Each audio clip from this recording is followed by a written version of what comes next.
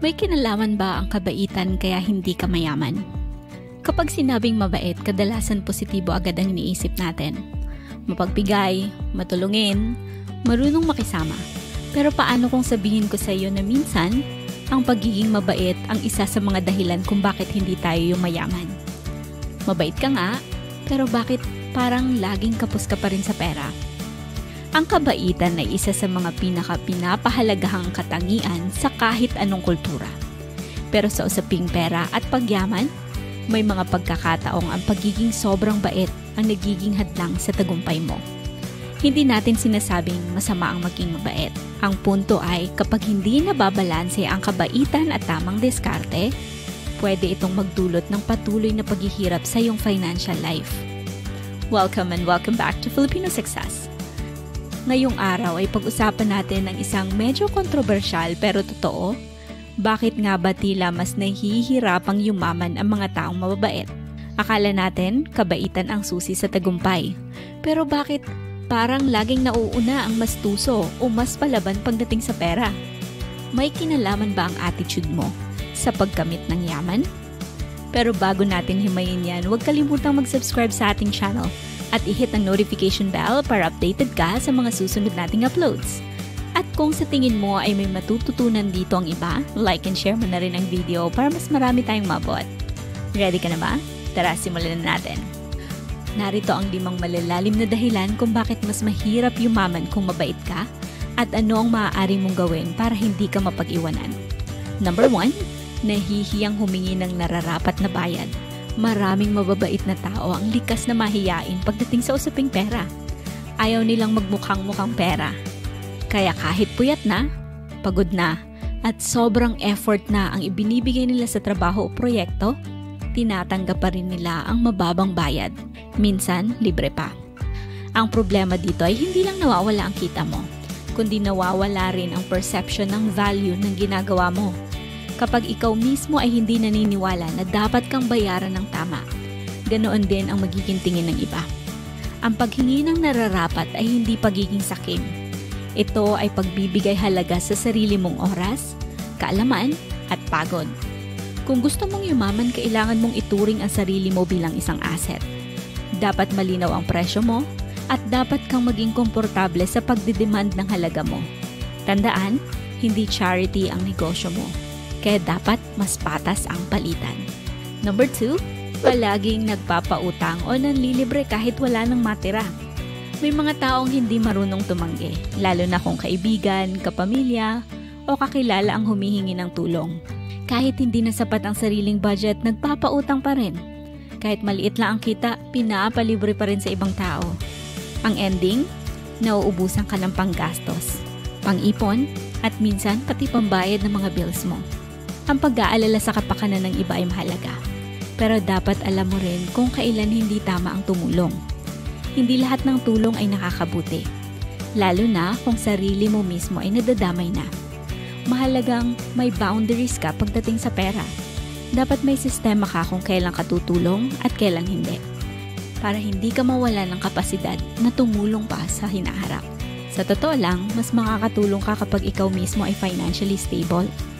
Ang tulong na galing sa sobrang income mo ay sustainable. Pero kung ay bibigay mo ay mula sa wala, pareho kayong mahihirapan. Number 3, mahiyain sa negotiation. Ang negotiation ay isa sa pinakamahalagang skill sa mundo ng negosyo at career. Pero ito rin ang isa sa pinakaiiwasan ng mga mabait na tao. Kasi ayaw nilang maka-offend. Ayaw nilang magmukhang demanding. Pero sa ganitong mindset, nawawala ang maraming opportunities para sa mas malaking kita. Halimbawa, may job offer ka, pero hindi mo kayang tawaran. May client ka, pero tinanggap mo agad ang terms kahit masyadong mababa ang offer. Sa ganitong sitwasyon, ikaw ang laging talo. Dahil sa kabaitan mo, pinapalampas mo ang pagkakataong makuha ang tunay na halaga ng ginagawa mo. Hindi ibig sabihin na pag marunong kang makipag-negotiate, masama ka na. Negotiation is simply asking for what's fair. At sa bawat successful na negotiation, mas lumalapit ka sa financial freedom mo. Number 4, inuuna lagi ang iba kaysa sa sarili. Kasi kailangan nila eh. Kasi ako lang ang aasahan nila. Ito lang ang paraan para makatulong ako. Ganito mag-isip ang maraming mababait na tao. Hindi nila iniisip ang sarili. Lagi silang huli sa listahan. Pero habang tumatagal, nasasanay kang maging second priority. Napapabayaan mo na ang health mo, ang skills development mo, at higit sa lahat, ang financial growth mo. Kasi inuubos mo ang oras, resources, at pera mo sa iba. Sa pagiging selfless, hindi mo na nabibigyan ng pagkakataon ang sarili mong umangat. Hindi mo na pag-i-investan ang sarili mong kinabukasan.